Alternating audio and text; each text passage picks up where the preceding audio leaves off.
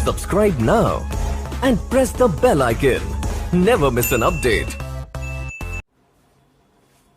Hey everyone, welcome to my channel physics by Saurabh sir. लेके आ गया हूं मैं आज एक और वीडियो। और आज की जो वीडियो है ना, वो भी कॉम्बिनेशन ऑफ कैपेसिटर्स पे होने वाली है। हमने जो पिछली वीडियो की थी वो भी कॉम्बिनेशन ऑफ कैपेसिटर्स पे थी। वो पार्ट 1 था, ये वाला जो है ये पार्ट 2 है।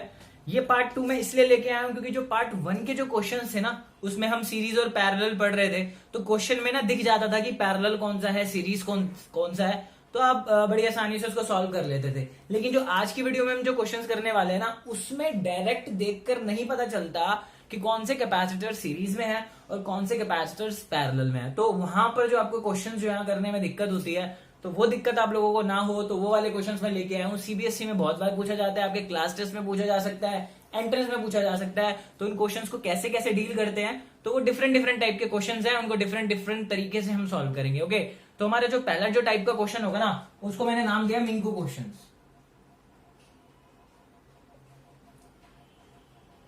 ये बुक में नहीं है नाम, हम लोगों ने दिया है मिंकू क्वेश्चंस। इन क्वेश्चंस को हम कैसे डील करेंगे, देखो इस क्वेश्चन में जो हम कॉन्सेप्ट यूज कर रहे हैं ना, वो जो कॉन्सेप्ट है वो बहुत ज्यादा यूज होता है। बेसिकली यहीं पर नहीं, जब इलेक्ट्रिसिटी पढ़ेंगे रेजिस्टेंस में भी यूज होता है, हर जगह वो जो कॉन्सेप्ट है यूज होता है। बहुत काम की चीज है, उसको एज अ क्वेश्चन मत देखना, उसको एज अ कॉन्सेप्ट देखना कि वो कॉन्सेप्ट हम और भी जगहों पर लगा सकते हैं। तो बेसिकली इस टाइप के जो क्वेश्चन है वो कैसे दिखेंगे वो देखते हैं हम, इस टाइप का क्वेश्चन कैसे दिख सकता है। ओके, तो ये वाला क्वेश्चन देखो एक बार।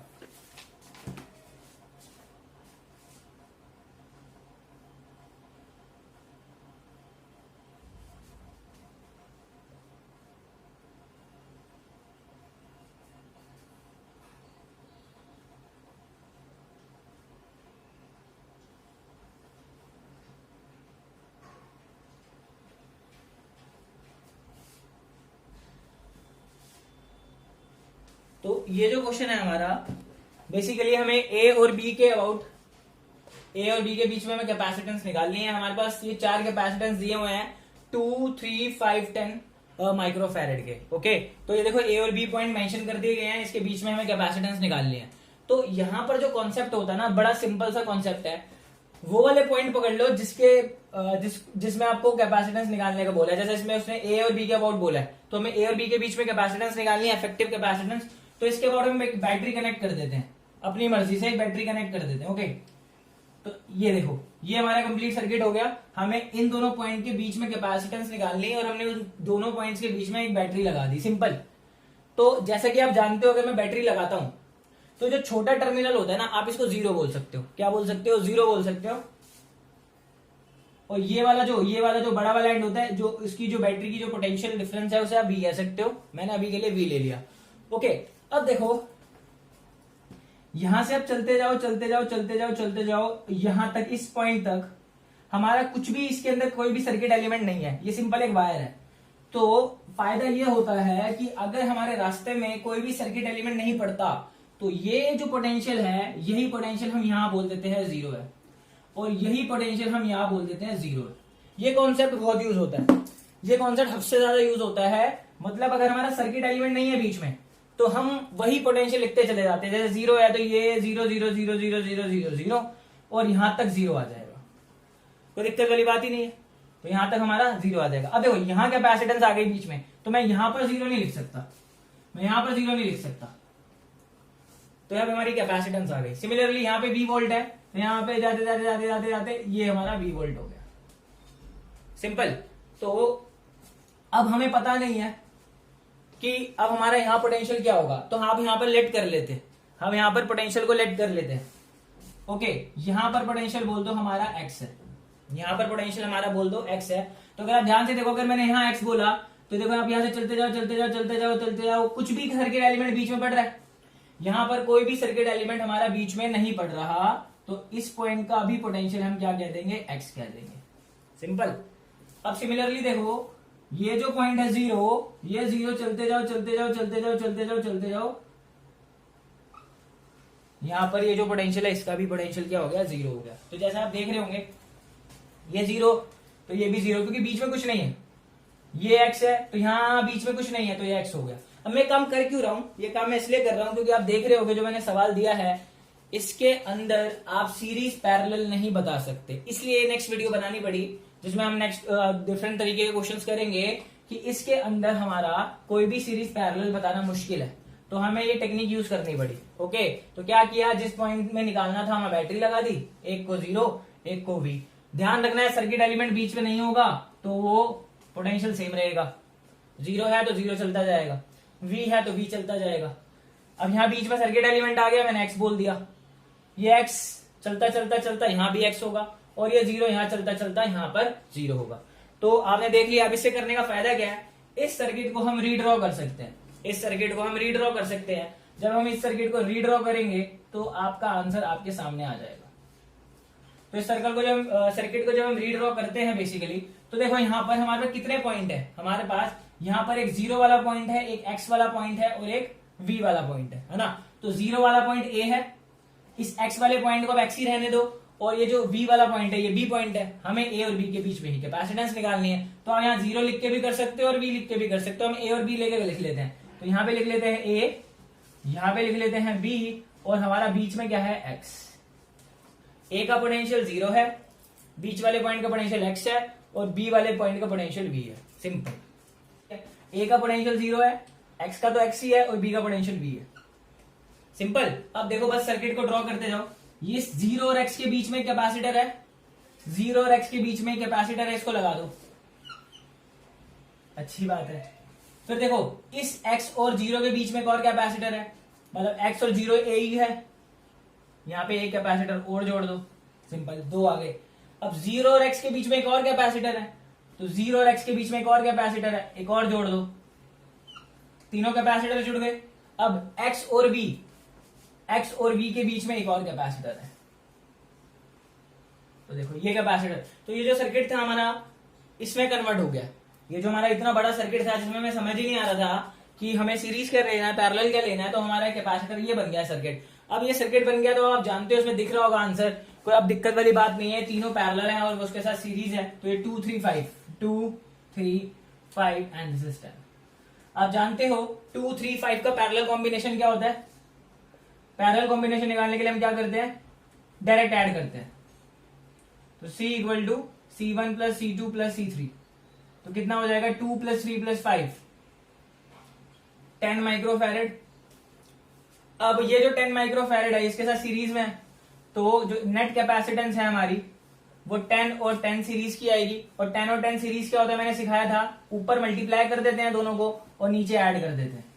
तो 10 10 100 और 10 plus 10 20, answer will be 5 microfarad. तो मतलब ये जो हमारा सर्किट था, इतना बड़ा सर्किट जिसमें हमें सीरीज पैरेलल समझ में नहीं आ रहा था, उसको हमने कन्वर्ट कर लिया एक छोटे से सर्किट में और आंसर निकाल लिया। तो बेसिकली एक बार ध्यान से रिकैप कर लो मैं क्या कह रहा हूं। हमें जिस भी पॉइंट के बीच में निकालना होता है हमारी बैटरी लगाते हैं, बैटरी का एक जो छोटा वाला एंड 0, बड़ा वाला एंड V वोल्ट होता है। अब देखो इसमें कोई सर्किट एलिमेंट नहीं है बीच में, तो मैंने यहां भी 0 कर दिया, तो 0 वाले पॉइंट का मतलब A पॉइंट है। या तो आप पूरे को A लेके कर लो या पूरे को 0 लेके कर लो, मैंने दोनों लिख के दिखा दिया आपको। ओके, तो कंफ्यूज मत होना। तो अगर ये 0 है या फिर ये A है, 0 एक ही बात है।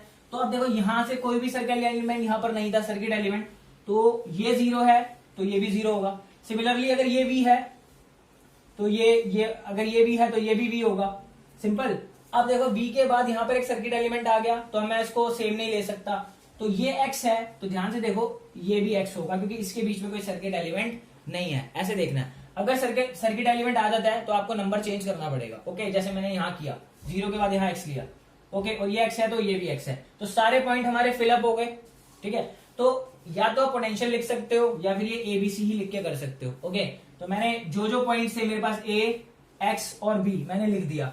A का पोटेंशियल 0 था, मतलब A का मतलब ही 0 है और 0 का मतलब ही A है, और यहाँ पे B लिख दिया। सिंपल। और मैंने देखता गया कि 0 और X के बीच में कौन कौन सा कैपेसिटर है, कौन सा कैपेसिटर है, लाइन वाइज देखते चले जाओ, आपका जो सर्किट है सिंपलीफाई हो जाएगा, कुछ करने की जरूरत नहीं है। ये टेक्निक बहुत यूज होती है, इसलिए मैंने पोटेंशियल लिख के कराया, वरना मैं सीधा इसको ए लिख के भी करवा सकता था। होप करता हूं क्लियर हो गया होगा। ये हमारी कैपेसिटेंस आ गई है, इन क्वेश्चंस का यूज करना सीखो, ये काम आता है, ये कॉन्सेप्ट भी काम आता है। ओके, एक ऐसे एक क्वेश्चन दे रहा हूं दूसरा, उसको सॉल्व करते हैं।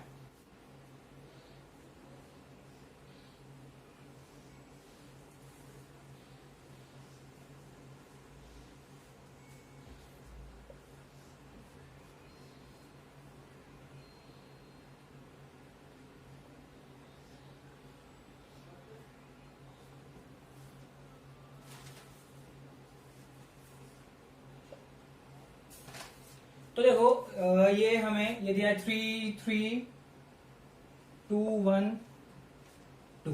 तो देखो अगर ये सिंपल सा क्वेश्चन है, इसमें भी अगर आप ध्यान से देखोगे आपको समझ में नहीं आएगा कि कौन सा सीरीज लेना है, कौन सा पैरेलल लेना है। हमें ए और बी के बीच में इक्विवेलेंट कैपेसिटेंस निकालनी है, तो वही वाली टेक्निक हम यूज करेंगे। बहुत ही सिंपल है, ठीक है। तो आप बैटरी लगाओ ना लगाओ तब भी आपका सवाल हो जाएगा। ओके, कैसे हो जाएगा? वही सिंपल टेक्निक है। ये अगर ए है तो देखो इसके बीच में कुछ नहीं है, तो इस पॉइंट को भी ये कह सकते हो। अगर आप बैटरी लगाते और यहाँ पे नेगेटिव लेते तो ये जीरो होता, ये भी जीरो होता। तो मैंने क्या कहा, डायरेक्टली ले लेता हूं मैं, इसमें बैटरी क्यों लगाऊं, सीधा इसको बोल देता हूं ए, इस पॉइंट को भी बोल देता हूं ए। ओके, वैसे है ये पोटेंशियल का वाला टॉपिक, लेकिन अगर हमें जल्दी जल्दी करना है तो आप सीधा कह सकते हो कि ये ए है और ये भी ए है। पॉइंट ए हो सकता है क्योंकि इसके बीच में कोई भी सर्किट एलिमेंट नहीं है। ओके, तो देखो ये ए है, सबको फिल कर दो, ये भी ए होगा। ओके, और हम कुछ नहीं कर सकते, ये बी है हमारा तो हम इसको भी बी कह सकते हैं क्योंकि इसके बीच में भी कोई सर्किट एलिमेंट नहीं है। ओके, अब आप एक पॉइंट ले लो यहाँ पर सी, क्योंकि अब हमारे को कोई ऑप्शन नहीं है, अब हमें एक वेरिएबल लेना ही पड़ेगा। तो let's say it's c, let's say it's c. तो अगर ये सी है तो ये भी सी होगा, ये सी है तो ये भी सी होगा, क्योंकि बीच में कोई भी सर्किट एलिमेंट नहीं है। तो हमारे पास सारे पॉइंट जो हमने फिल कर दिए, जितने भी जंक्शन थे सबको फिल कर दिया। ओके, अब आप देखो हमारे पास कितने पॉइंट्स हैं, ए बी एंड सी। तो ध्यान रखना ए बी को एक्सट्रीम पॉइंट्स पे लिखना है आपको, क्योंकि हम कैपेसिटेंस जो निकाल रहे हैं वो ए और बी के बीच में निकाल रहे हैं, तो ए और बी को एक्सट्रीम पे लिखना है। और बीच में हमारा सी पॉइंट आ गया, बीच में हमारा सी पॉइंट आ गया। अब आपको करना क्या है, कुछ नहीं, आपको जो जो पॉइंट दिए हैं उनके बीच में कैपेसिटर्स लगा दो। सब यहां से शुरू करते हैं, ए और सी के बीच में, फिर से ए और सी के बीच में ये 3 है, और ये बी और सी के बीच में, ये ए और बी के बीच में,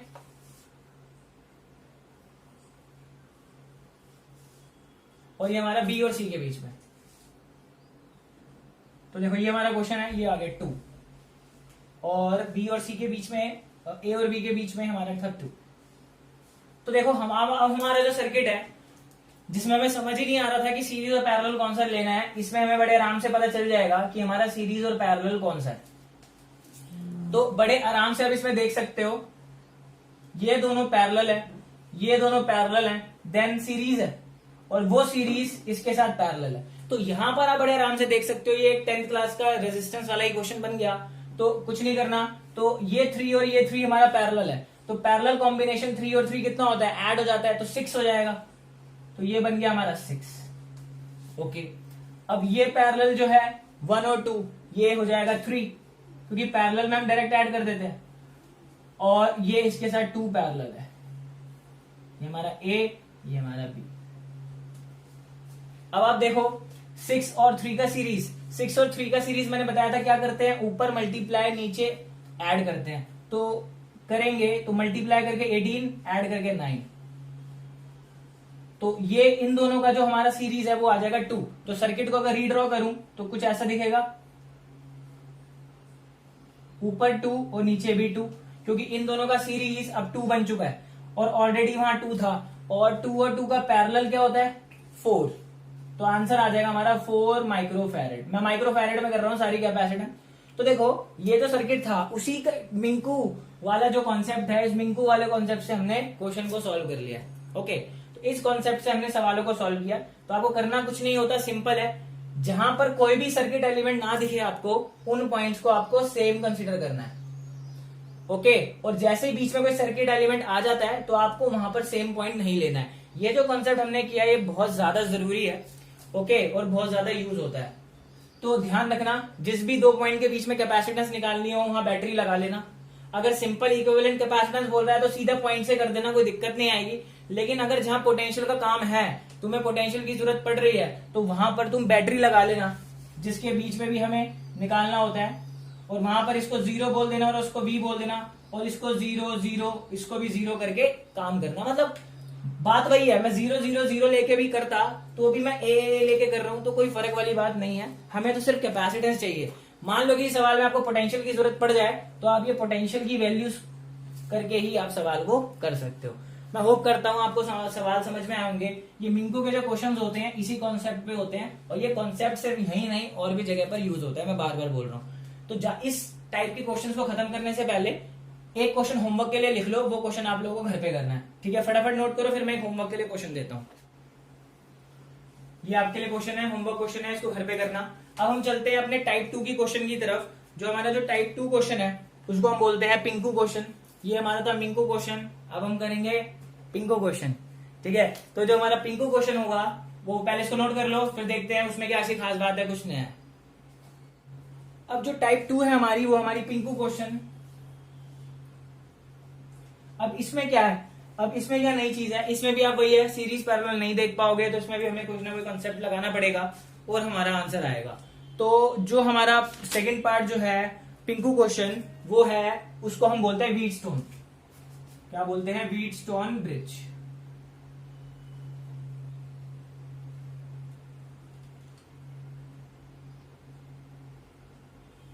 तो व्हीटस्टोन ब्रिज में क्या है, तो कुछ क्वेश्चंस ऐसे होंगे, एग्जाम्पल के तौर पे देख लेते हैं।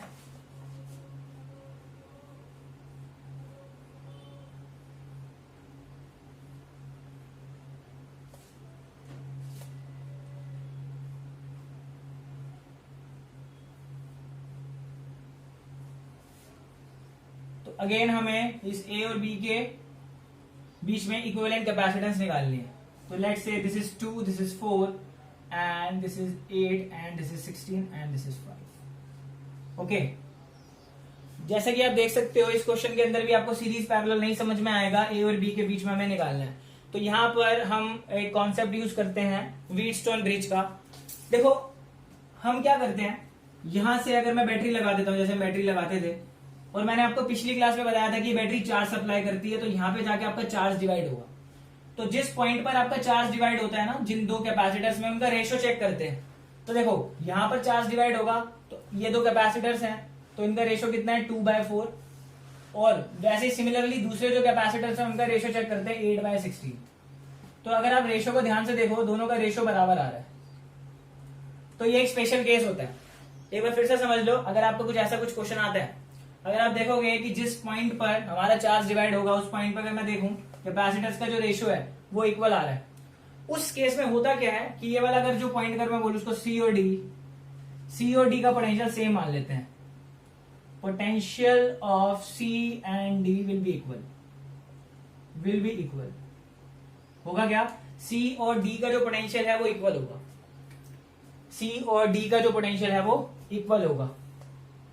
सी और डी का पोटेंशियल इक्वल होने की वजह से जो चार्ज यहाँ डिवाइड होके जा रहा था ऐसे, और यहां से डिवाइड होके जा रहा था ऐसे, वो यहां पे भी डिवाइड होता, क्योंकि दोनों का पोटेंशियल सेम हो गया है। तो यहां पर पोटेंशियल, यहां पर जो हमारा चार्ज है वो जाएगा ही नहीं, यानी यहां से सीधा निकल जाएगा और यहां से सीधा निकल जाएगा। तो आप कहोगे इस 5 वाले का काम क्या है? इस 5 वाले का कोई काम नहीं है, ये 5 वाला कट जाएगा। तो बेसिकली ये जो फिगर है कुछ ऐसी ड्रॉ हो जाएगी।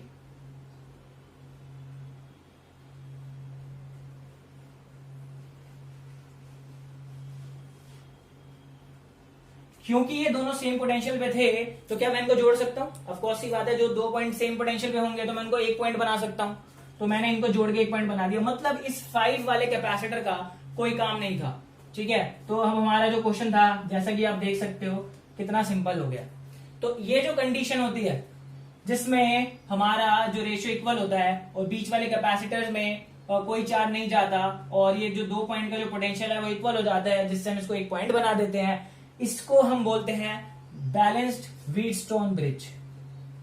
Balanced Wheatstone bridge. तो ये जो व्हीटस्टोन ब्रिज है ये बैलेंस्ड कंडीशन में होता है। बैलेंस कंडीशन में बीच वाले कैपेसिटर का कोई काम नहीं होता। ये रेजिस्टर में भी काम करता है कि रेजिस्टेंस अगर ऐसी लगी हो, रेशियो इक्वल हो, तो बीच वाले रेजिस्टर में कोई करंट नहीं जाता। कैपेसिटेंस में भी सेम काम होता है कि बीच वाले कैपेसिटेंस में कोई करंट नहीं जाता, चार्ज फ्लो नहीं करता। तो जब चार्ज फ्लो नहीं करेगा, पोटेंशियल सेम है हमारा, यहाँ पर चार्ज फ्लो करेगा नहीं, और जब चार्ज फ्लो करेगा नहीं तो इन दोनों को हम 1 पॉइंट मान लेते हैं। अब ये जो सर्किट था देखो कितना सिंपल हो गया है, ये दोनों पैरेलल में, ये दोनों पैरेलल में, और इन दोनों के जो आंसर आएंगे वो सीरीज में, तो हमारी कैपेसिटेंस निकल जाएगी। तो इस कंडीशन को हम बोलते हैं बैलेंस्ड व्हीटस्टोन ब्रिज। तो इस टाइप के क्वेश्चंस होते हैं। अब यहाँ पे आप पुट कर दो, this is 2, this is 4, this is 8 and this is 16। तो अब 2 और 4 का पैरेलल सीरीज आपको करना आ चुका होगा। पैरेलल सीरीज जब आप करोगे 2 और 4 का पैरेलल 8 हो गया, और 16 और 8 का जो पैरेलल है वो 24 हो गया। अब 24 और 8 का जो सीरीज है वो कैसे लिखते हैं, मैंने बताया था ऊपर वालों को मल्टीप्लाई करते हैं और नीचे वालों को ऐड करते हैं, ऐड करके 32 आएगा।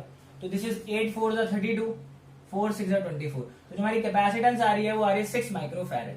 तो देख रहे हो, तो ये व्हीटस्टोन ब्रिज के क्वेश्चंस होते हैं। अब आप कहोगे सर हम कैसे मान ले कि जब इनका रेशियो इक्वल होता है तो यहाँ पे कोई चार्ज नहीं जाता। अभी के लिए आप मान लो, इसका प्रूफ है मैं इलेक्ट्रिसिटी चैप्टर में करवा दूंगा, अभी इसके प्रूफ की आप लोगों को जरूरत नहीं है। अभी के लिए आप याद रखो कि ये व्हीटस्टोन ब्रिज, जो बैलेंस व्हीटस्टोन ब्रिज वाला क्वेश्चन है, इसके अंदर हमारा जब रेशियो इक्वल होगा तो उसमें बीच वाले में कोई चार्ज फ्लो नहीं करेगा। इसका प्रूफ हम करेंगे थर्ड चैप्टर इलेक्ट्रिसिटी में। खामखा वीडियो लंबी होगी, अभी आपको इसकी जरूरत नहीं है। ओके, तो होप करता हूं क्लियर हो गया होगा। अभी एक क्वेश्चन देखोगे, इससे और क्वेश्चन कैसे बन सकते हैं, आप कैसे पहचानोगे कि ये व्हीटस्टोन ब्रिज है, फटाफट इसको नोट करो। तो अब देखो, व्हीटस्टोन ब्रिज का एक और क्वेश्चन है जो हमने मिंकू क्वेश्चन किया था ना, उसी तरीके से आपको एक सर्किट दिया होता है और वो at the end Wheatstone bridge में कन्वर्ट हो जाता है। ओके, और जब व्हीटस्टोन ब्रिज में कन्वर्ट हो जाएगा तो आपको पता चल जाएगा कि वो बैलेंस्ड है। ठीक है, अभी देखते हैं, अब आपको क्लियर अंडरस्टैंडिंग होगी। एक सवाल है मेरे पास,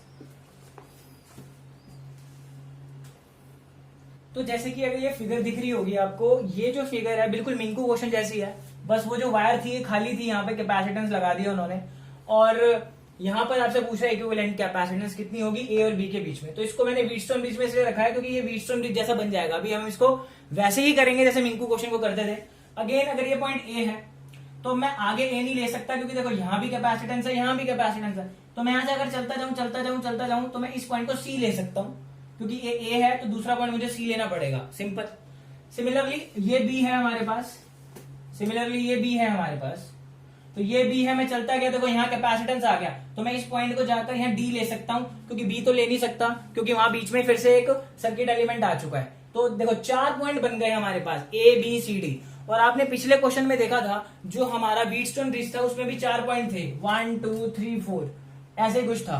पीछे जाके अगर आप देख सकते हो व्हीटस्टोन ब्रिज, इस कैपेसिटेंस की भी 10 है, इसकी 5, इसकी 10, ये 40 और ये 20। तो अगेन आप लिख लो 4 पॉइंट, जैसे कि ए बी। अगर हमारे पास तीसरा पॉइंट होता हम उसको बीच में लिखते थे, लेकिन अब हमारे पास 4 पॉइंट है, तो ए बी और यहां लगा दो सी और यहां लगा दो डी। और अब जैसे वैल्यू लिखते थे, जैसे मिंकू क्वेश्चन में किया था, बिल्कुल वैसे कर दो। सबसे पहले ए टू डी के बीच में 5, अब ए टू सी के बीच में 10, डी और सी के बीच में 10,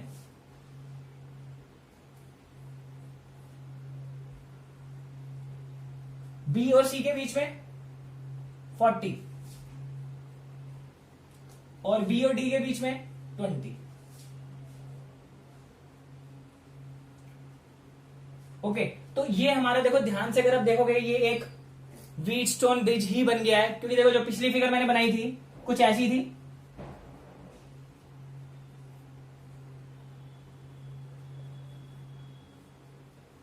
देखो ये जो फिगर बनाई थी ये बिल्कुल ऐसे ही है, बस फर्क इतना है कि जो पॉइंट है मैंने ऐसे कर दिया है और ये पॉइंट ऐसे था। तो मतलब ये दोनों ही व्हीटस्टोन ब्रिज है, तो घबराने वाली बात नहीं है। देखो ये सेम ही फिगर है, देखो दो कैपेसिटेंस, ये बीच में जोड़ने वाला और ये फिर से 2 कैपेसिटेंस, और देखो साइड में इन दोनों के हमने बैटरी लगा दी। देखो ये बन गया हमारा व्हीटस्टोन ब्रिज, हमारा कंप्लीट हो गया। देखो ये, फिर मैंने क्या कहा था, जहां से हमारा करंट डिवाइड होता है और चार्ज डिवाइड होता है, उन दोनों कैपेसिटेंस का रेशियो चेक करो। तो अगर मैं इन दोनों का रेशियो देखता हूं, देखो यहां पर भी हमने यहाँ पे रेशियो चेक किया था, सिमिलरली यहां पर चार्ज डिवाइड होगा, इनका रेशियो चेक करो तो 10/5 रेशियो इज 2, यहां पे 40/20।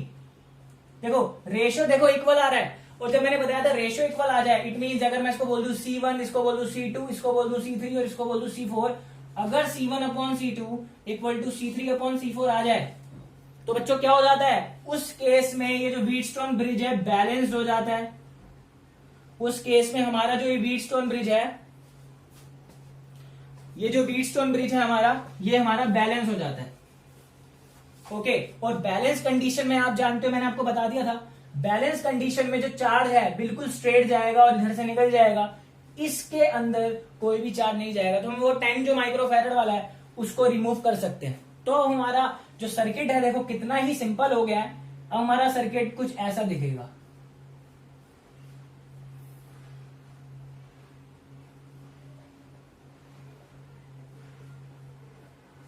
देखो तो साफ दिख रहा है, ये दोनों सीरीज में है और ये दोनों सीरीज में है, और जो दोनों के आंसर आएंगे वो आपस में पैरेलल है। तो देखो 10 और 40 और हमारा 5 और 20।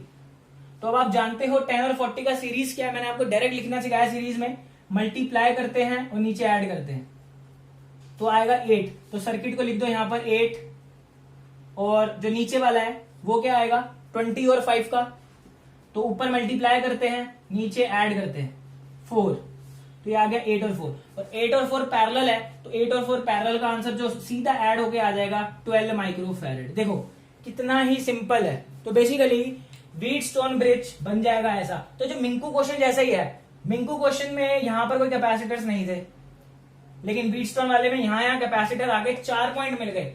तो आपको हिंट इसी बात से मिल जाएगा, अगर आपको 4 पॉइंट मिल रहे हैं तो मे बी वो व्हीटस्टोन ब्रिज हो, और व्हीटस्टोन ब्रिज है तो मे बी ज्यादा चांस होंगे वो बैलेंस ही होगा। तो बैलेंस व्हीटस्टोन ब्रिज होगा। आप जानते हो क्या करना है, यहाँ पर बीच वाले कैपेसिटर को हटा देना है, क्योंकि वहां पर और सी और डी का जो पोटेंशियल है वो सेम है। ओके, अगर आप चाहते हैं वो सी और डी को जैसे मैंने पिछले क्वेश्चन में किया एक पॉइंट बना के लिख सकते थे, वैसे जैसे पिछले वाला किया वो सेम ही हो जाएगा। तो कैसे भी कर सकते हो आप, इन दोनों को सीरीज में लेकर भी कर सकते हो, इन दोनों को सीरीज में लेकर जैसे मैंने अभी किया, और या तो पिछले जो क्वेश्चन में किया था वैसा भी कर सकते हो कि अगर ये दोनों सेम पोटेंशियल पे इनको एक बना दो। ओके, तो मर्जी आपकी है, जैसे आपको आसान लगे, दोनों में आंसर आपका सेम आएगा। तो ये हमारा बैलेंस व्हीटस्टोन ब्रिज होता है, और ये क्वेश्चन बहुत इंपॉर्टेंट है। ये शायद एक बार जेईई मेंस में भी पूछ चुका है, और सीबीएसई के तो फेवरेट क्वेश्चन होते हैं। ओके, तो होप करता हूं ये जो सेकंड टाइप के क्वेश्चन थे, जो टिंकू क्वेश्चन थे, उनका आइडिया आपको लग गया होगा। अब आप प्रैक्टिस करना, कोई डाउट होता है मेरे फेसबुक पेज पे जाके पूछ लेना, सेम नाम से ही है। ओके, तो अब हम चलते हैं हमारे थर्ड जो टाइप के क्वेश्चन है, ठीक है, टिंकू क्वेश्चन। तो टिंकू क्वेश्चन करते हैं और देखते हैं टिंकू क्वेश्चन में ऐसा क्या नया है। ओके, तो फटाफट नोट कर लो। तो अब हम चलते हैं अपने लास्ट टाइप की जो क्वेश्चन है वो टिंकू क्वेश्चन की तरफ। तो सबसे पहले हमने देखा मिंकू, फिर देखा पिंकू, अब है हमारा टिंकू। इसमें हमारा क्या है, इसमें हमारा जो नाम होता है उसे हम बोलते हैं इनफाइनाइट लैडर। इनफाइनाइट लैडर क्या चीज है ये? लैडर का मतलब आप समझते होंगे, सीढ़ी को कहते हैं लैडर। तो एक कैपेसिटेंस की सीढ़ी बन जाएगी, लैडर बन जाएगा। इनफाइनाइट उसमें हमें कंपोनेंट लेने हैं। देखो कैसे, सिंपल सा है, कुछ ऐसा।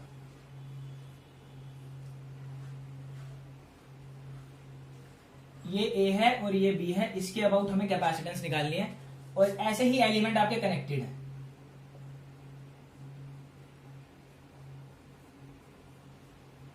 देखो एक ही कंपोनेंट बार बार रिपीट हो रहा है,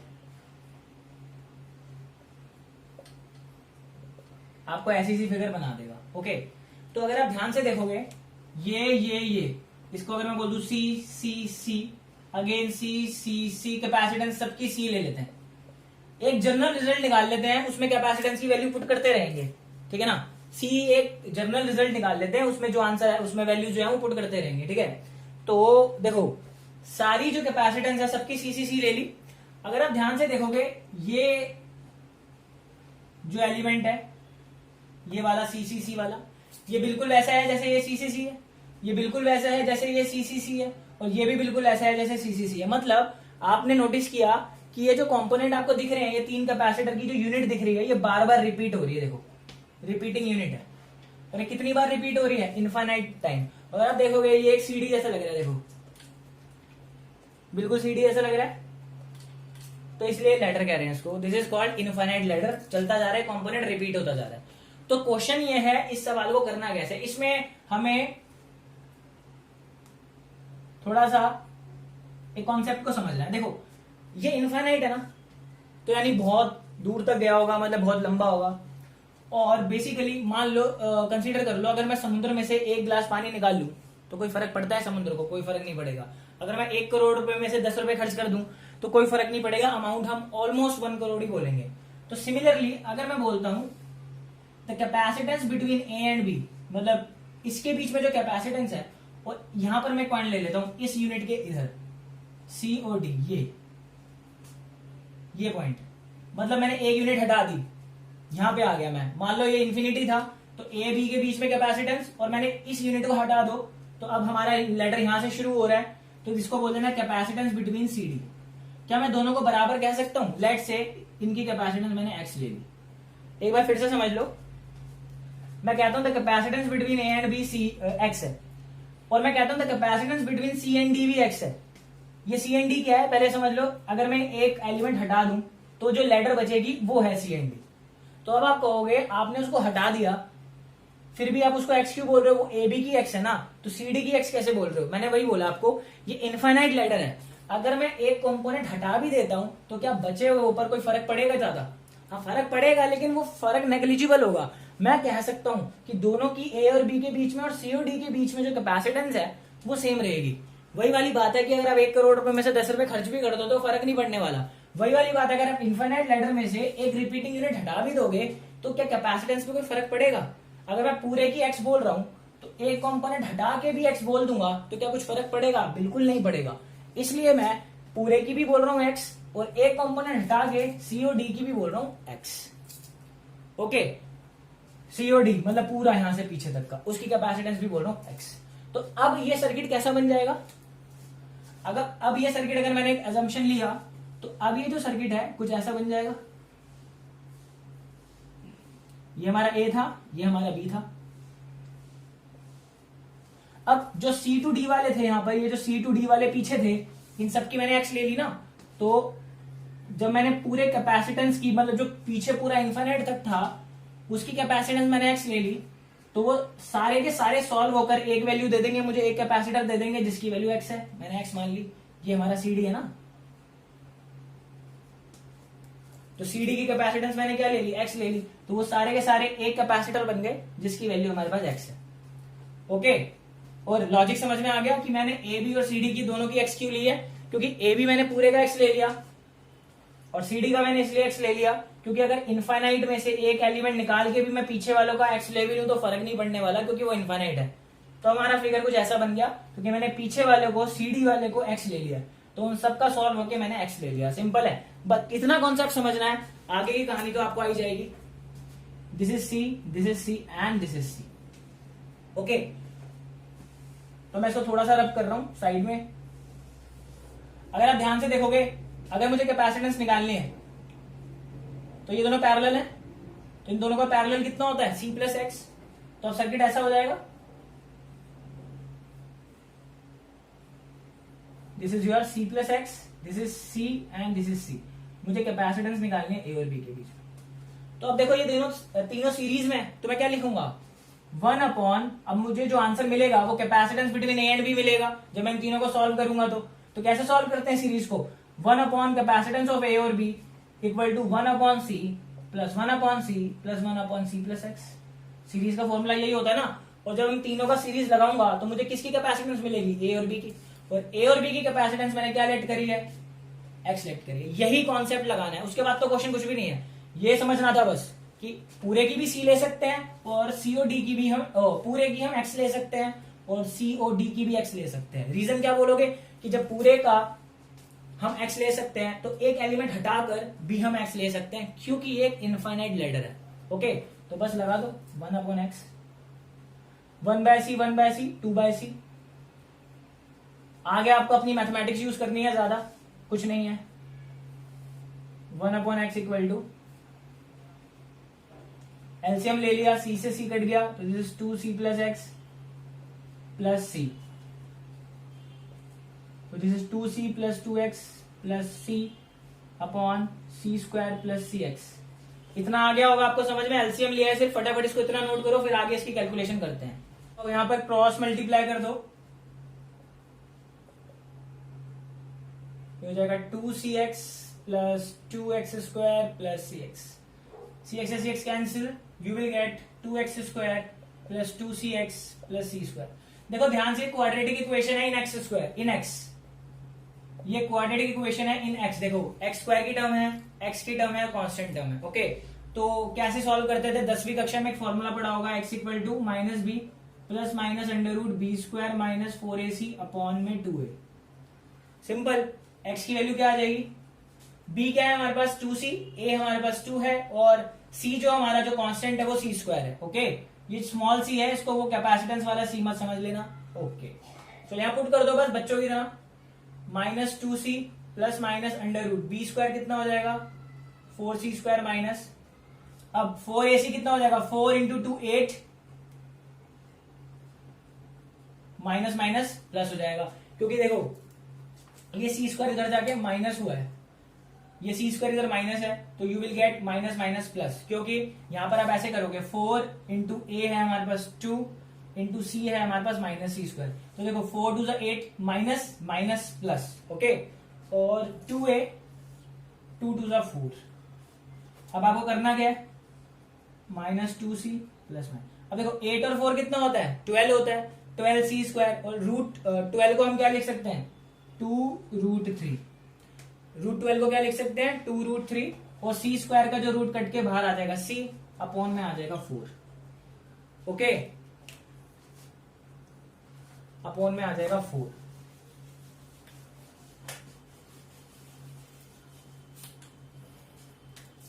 अब आप जानते हो यहां से आप x इक्वल टू, यहां से आप 2 को कॉमन ले लो, तो you will get minus c plus minus root 3 2 root 3 c upon में 4, यहां से यहां कट गया, you will get x equal to c भी अगर आप कॉमन ले लेते हो, you will get c minus 1 plus minus root 3/2।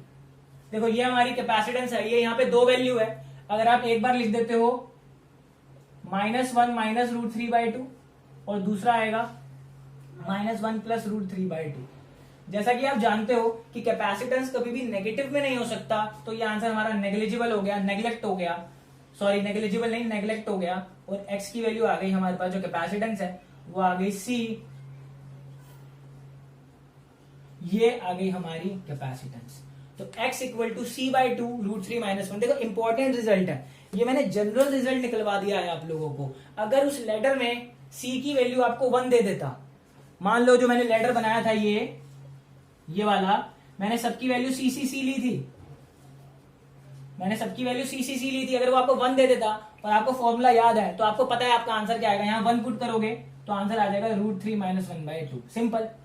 अगर मैं यहाँ पे सी की वैल्यू 2 दे देता, तो यहाँ पे आप c की वैल्यू 2 डालते, तो 2 से 2 करता, आंसर रूट 3 माइनस 1 आ जाता। तो यानी अब आपको आंसर याद है, अब आप जब कैलकुलेशन करोगे आपको ये डर नहीं रहेगा कि आपका आंसर गलत ना हो जाए। अगर आपको रिजल्ट याद है तो आप साइड में रफ वर्क में चेक कर सकते हो कि आपका आंसर क्या आने वाला है। अगर वो यहाँ 5 दे देता तो आपको सिर्फ यहाँ 5 पुट करना है, तो 5/2 रूट 3 माइनस 1, तो आपको पहले से आंसर पता होगा कि आंसर क्या लाना है आपको, ओके। तो इनफाइनाइट लेटर का ये डायरेक्ट फॉर्मूला होता है, c/2 root 3 minus 1। But please एक बात ध्यान रखना, ये फॉर्मूला तब वैलिड है जब यहां पर जो ये कंपोनेंट है इसमें तीनों में कैपेसिटेंस हो और बराबर हो। अगर कैपेसिटेंस यहां पर नहीं होती, यहां पर कैपेसिटेंस नहीं होती, अभी जो मैंने आंसर निकाला है उसमें तीनों जगह कैपेसिटेंस थी, अगर यहां पर कैपेसिटेंस नहीं है तो आंसर हमारा चेंज हो जाएगा। तो यही आपका एक और होमवर्क क्वेश्चन है कि इस बार आपको इनफाइनाइट लेटर का सवाल करना है, कैपेसिटेंस C है, C है, C है और C है, ये इनफाइनाइट जा रही है, इस बार यहां का कैपेसिटर हटा देना। अब देखना कि इस आंसर को कंपेयर करके आपका वो वाला आंसर क्या आता है, सेम आ रहा है या डिफरेंट आ रहा है। तो देखो सेम तो नहीं आ सकता, ऑफ कोर्स सी बात है, आंसर डिफरेंट आएगा, देखना कितना आता है। ये आपका एक और होमवर्क क्वेश्चन है, क्योंकि ऐसा क्वेश्चन भी आ जाता है, जरूरी थोड़ी है वो इनफाइनाइट लेटर में तीनों कैपेसिटेंस देगा, क्या पता 2 ही दे दे, तो ये फॉर्मूला एप्लीकेबल नहीं है, ओके। तो ये देखो हमने मिंकू भी कर लिया, पिंकू भी कर लिया और टिंकू भी कर लिया। सीबीएसई में बहुत आते हैं ऐसे क्वेश्चंस और आप लोग ऐसे कंफ्यूज ना हो, मैं इसलिए वीडियो लेके आया हूँ।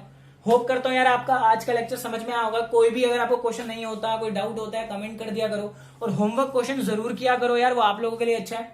और जो क्वेश्चन नहीं होते फेसबुक पे आके मेरे से डाउट पूछ लिया करो, ओके। तो लाइक कर दिया करो यार, वीडियो को मोटिवेशन मिलती है। तो मिलते हैं फिर नेक्स्ट वीडियो में, तब तक के लिए ध्यान रखो अपना, स्टे होम स्टे सेफ।